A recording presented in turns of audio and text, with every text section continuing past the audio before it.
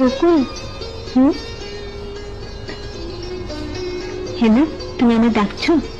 হ্যাঁ বকুল, বলো কি বলবে? তুমি এখন আমার পুতুল নিয়ে বসে আছো, তাই না? হ্যাঁ, কিন্তু তুমি জানলে কি করে? তুমি এখন যা কিছু করো,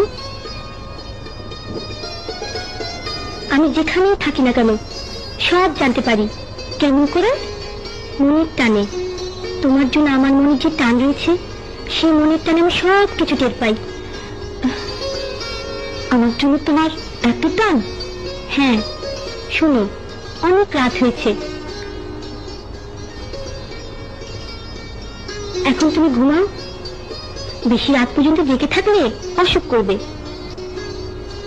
হেনা, তোমাকে একটা কথা বলি। বলো।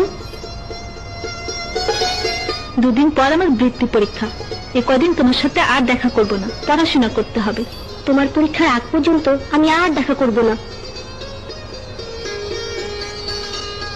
এখন তুমি পড়ো, কেমন?